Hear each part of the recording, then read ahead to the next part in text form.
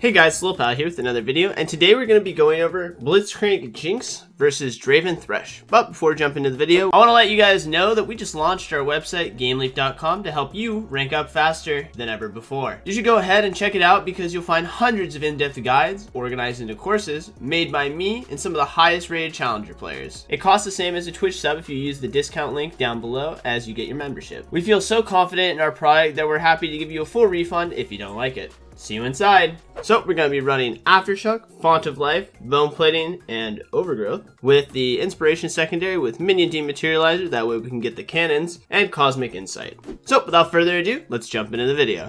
So since we ended up leashing in this game, we're actually going to be walking through the river. Now, immediately in this scenario, this is actually a pretty big mistake by the Draven because of the fact that he is not next to his support when he's walking this way. Now, if he is leashing and walking this way with his support, then it's okay because then they have the threat of the 2v2, plus potentially their jungler collapsing. But since we don't see the Thresh walking with them, we're just going to hook him in immediately and start DPSing him. Now, since they think that they can win this fight and they're all in my AD carry, I'm just going to burn my Ignite relatively early. Because of this, we actually end up trading kills on both of the AD carries, but the thing to note is that my jungler walks down, so we actually end up getting the support flash too. One thing to note in this scenario too is the fact that because of the fact that we were on the AD carry a lot earlier since he didn't walk with his support, we forced both flashes, which means that in this lane, not only are their combat summoners down like ours, but their flashes and mobility cooldowns are down too.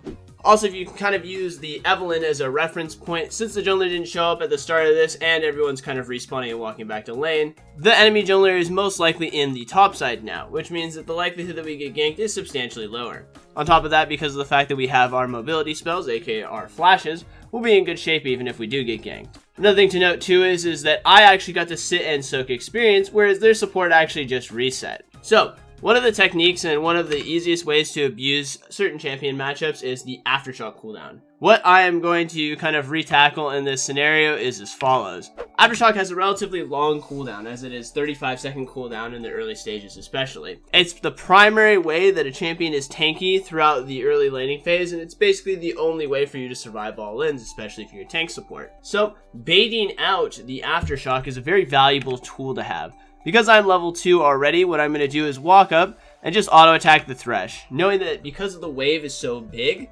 and the fact that I'm level 2, I can always turn this fight if I need be, if the Draven tries to reinforce from the top side. This is basically me just creating opportunities where I force the aftershock out of the Thresh without committing my own. This means that I have a lot of opportunities and kill threat times in this laning phase, especially because of the fact that I also have flash. So after that, since we have the wave pushing, I'm just able to hit the hook and then guarantee a second kill. Thanks to the fact that my AD carry has flash, we're able to just chase them down and kill both of them. Kind of tackling what is happening in this scenario is as follows. The wave scenario. Because of the fact that I stayed and was constantly last hitting, that means that there's damage going into the minions and the wave is pushing towards them. Because we have a bigger pooled wave than them and I've hit level 2, I have a lot more kill threat. And we've also forced the only spell available in this lane, which is the Flay. After we get this cannon minion and have the wave pushing, as you can kind of see right here, we're both getting to level 2, but the bottom lane is already level 1. Now, the reason why I can walk forward too, and even if I hit a hook, maybe not on the Draven and still win this fight, is because of the thing I've already done previously, which is force the aftershock out of the lane. But fortunately for us, it ends up hitting the AD carry and we immediately knock them up. The next thing that's the most important is for me to constantly walk forward and be auto attacking to just make sure we get as much damage on the Draven. As you can see also, my AD carry has now hit level 2 thanks to the fact that we're pushed in. Because of the fact that neither of us ended up using our flashes, my AD carry does a good flash when the Draven is low, just to gain the distance and also get his reset. After that, the most important thing is to communicate with your teammates. Pings are a very valuable asset in most situations. So because of the fact that not only did my AD carry have flash, but I also have flash, so I'm going to ping on my way, as you can see right here, so that my AD knows that he should continue chasing. After that, we have our knock-up, we flash, and then we auto-attack, and that guarantees a second kill to the bottom lane. On top of that, because of the fact that the wave is pushing all the way to the turret, it gives us a significant experience lead, as you can see me hitting level 3 before the enemy bot lane has even hit level 2, since they've died and not caught this wave. Now, since they're dead for quite a while, I want to make sure that we're just optimizing the most gold out of this kill as possible, so what we're going to be doing is just hitting the turret as much as possible. but I don't want to use any of my cooldowns or mana just in case the jungler shows up or if the bottom lane comes out. Because of this gives us a lot of extra gold from the kills and maybe just changes the buy pattern for the AD carry. On top of that, the plates are really easy to take, especially the first one, since it doesn't get any ramped up armor and MR, so it's just easy a lot of times to score that. After that, my AD carry just puts a pink down, and we're just going to reset afterwards.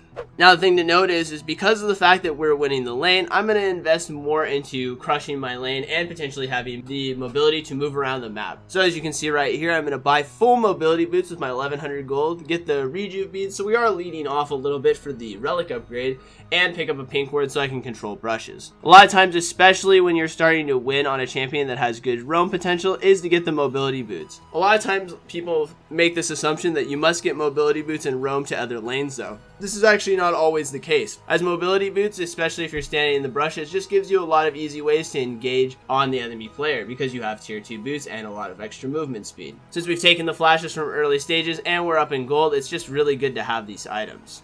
So in this situation, unfortunately, my AD carry does walk too far forward and ends up getting hooked in that scenario. Your primary goal in those kinds of scenarios is either to 1, fish for hooks if the minions present itself, or just to make sure that you're walking up, knocking up the AD carry, proccing that aftershock, and just frontlining for your AD. That way you can recover a good amount of his HP. Now, in situations like this, I'm constantly walking up and down, trying to bait out the hook to see if they'll play aggressively, since my AD did lose a lot of HP. One thing to notice is I want to avoid as best I can to no longer fight until my aftershock is up. Now, thanks to the fact that we have a huge advantage in the lane already, and our mid laner and jungler are roaming down, we're just going to immediately go onto the AD carry right here. The enemy bot lane is running away from us, and since we have the huge item advantage, it's an easy guaranteed 2 kills. Things to note about these scenarios is as follows. Number 1, proximity of players around you. As you can see on our minimap right now, we can actually see Rammus is on the blue buff, which means that even if my jungler and my mid laner aren't walking over, it does create opportunities for us to play aggressively.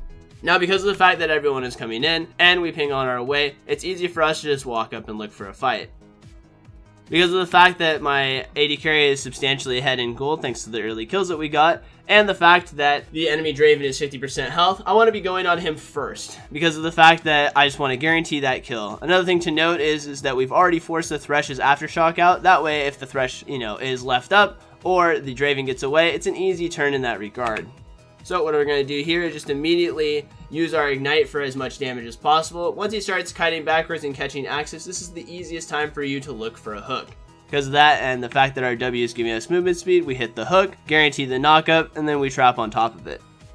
Thanks to the fact that our mid and our jungler are walking down too, I know that we can guarantee multiple kills without it getting flipped on us. After that, because I want to just push the wave all the way to the turret, we're going to use our first minion dematerializer on the cannon. After that, my primary goal is just mostly getting a reset as fast as possible and clearing these 2 pinks in the brush. Sometimes it's better in some cases, especially if you don't like to run demolish like I don't, to not bother actually staying for the turret platings and just let your AD carry get solo gold on it. A lot of times if you can create scenarios like this where you can create tempo is the word a lot of people have, which means that you get to get on the map first and decide what's going on, I recommend doing these circumstances, especially because of the fact that I have mobility boots.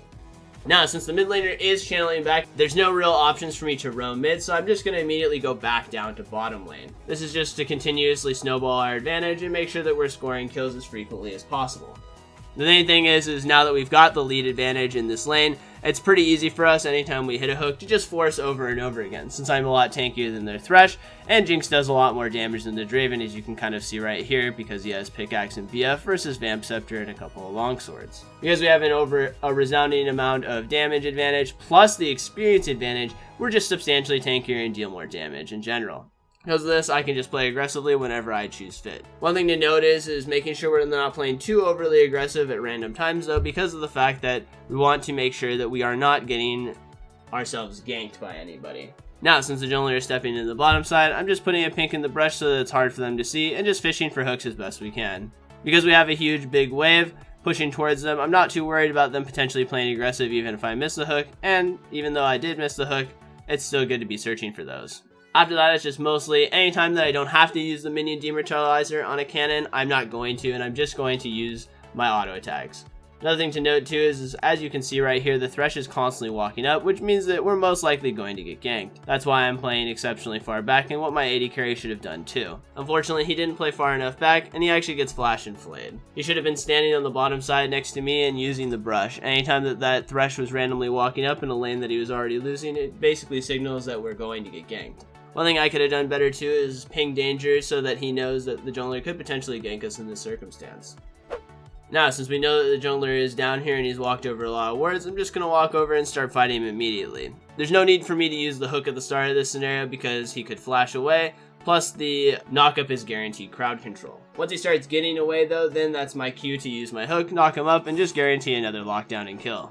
Now, since our jungler is down here, it gives me the opportunity and option to play aggressively again, as you can kind of see going on right here. One thing to notice is my jungler has debuffed him with the CC, so because of that, we're not going to actually use our crowd control until he's flashed away. Sometimes the most important thing in jungle ganks is making sure that you let each of the easy crowd controls go off before using your crowd control. So, hook is an easily flashable ability and can miss quite often. So because of that, I'm just walking at him and creating pressure. Once I see that the Evelynn is starting to close the distance and he's creating the debuff on him that will then charm him, I know that I don't need to use my hook immediately. Because of this, I'm just clearing the distance and looking for my knockup. After he gets charmed and he's flashed, I just want to make sure that we're locking him down as much as possible, so I flash and I knock up and use silence. This is just a good amount of front-loaded damage and CC so that they can't cast any spells back on us and that they're crowd controlled in terms of movement. After that, it's pretty much a guaranteed lockdown and we score another kill. Anyway, kind of tackling what we want to talk about in this lane phase is as follows. Number 1, when you're fighting, make sure that you're targeting the right target. Sometimes you have to walk past one of the easy targets like the Thresh in order for us to focus the damage dealer in a lot of cases. Number 2, make sure that you're playing conservatively when the jungler can be on your side, but playing aggressively when it makes sense to. Also on top of that, don't always lead with your hook. Sometimes using your crowd control that's a lot more targetable or using your flash in combination to it can guarantee lockdown scenarios that you normally couldn't ever get. I decided to partner up with GameLeap because they focus on producing the highest quality videos with some of the top level challengers in League of Legends, including myself. Their website, GameLeap.com, includes many in-depth videos and courses specifically designed to help you reach the highest desired rank a lot faster than you would on your own. Today we've got a special offer, so you can get your membership at 25% off. It costs about the same as a Twitch sub, but you can get so much more value in return. So get your membership to watch my new videos and much more. Click here to start. See you on the other side. Peace.